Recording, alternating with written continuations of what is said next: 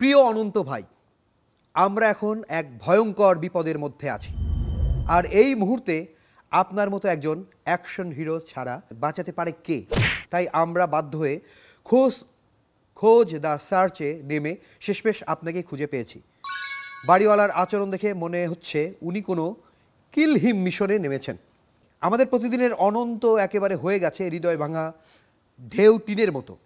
সকালের শুরুতেই the speed ভাড়া বাড়ানোর নোটিশ, রাতে ঘুমাতে গেলে মনে হয় আমরা মৃত মানুষ হয়ে গেছি যে কখনোই কথা বলতে পারে না।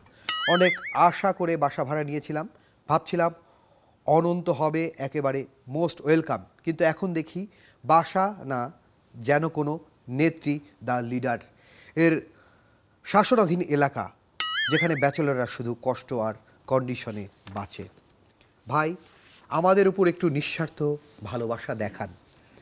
আপনি যদি পারেন আমাদের একটা ভালোবাসার দিন দ্য ডে উপহার দিন, যেখানে থাকবে না কোনো বাড়িওয়ালার ভাড়া বাড়ানোর হুমকি, থাকবে না কয়দিন পর পর বাসা খোঁজ এর বিড়ম্বনা। আমরা জানি আপনি শুধু পর্দার নায়ক না, বাস্তব জীবনেও একজন লিডার। তাই আপনার দ্য স্পাই চোখ দিয়ে দেখুন তো কোনো বাসা আছে কিনা আমাদের জন্য। না হয় বাধ্য হয়ে আমাদের আপনার এতিমখানা বা বৃদ্ধাশ্রমে পাঠিয়ে দেবেন, উঠিয়ে নেবেন। ইতি আপনারই ব্যাচেলর ফ্যান।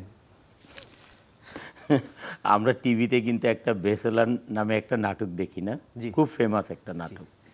তো আজকে আপনাদের এখানে এসেও সেই ফিলটা পাওয়া যাচ্ছে মনে হচ্ছে আমার কাছে। আচ্ছা, এই চিঠির বিষয়ে কি বুঝলেন? আর চিঠিটা যে লিখেছেন তাকে ধন্যবাদ জানাতে চাই, যে সিনেমাগুলোর নাম এত সুন্দরভাবে নিয়ে আসছে এবং অর্থ এই মানে কোনো একটা ওয়ার্ড অর্থবিহীন নাই, অর্থ সহ আছে প্রত্যেকটা ওয়ার্ডের সাথে। এটা প্রত্যেকটা আমাদের মুভির নাম, কিছু ডায়লগ অ্যাড করে এত সুন্দরভাবে চিঠি লিখেছে যে তাকে আমার তরফ থেকে, আমার বর্ষার তরফ থেকে, সবার তরফ থেকে তাকে আন্তরিক ধন্যবাদ।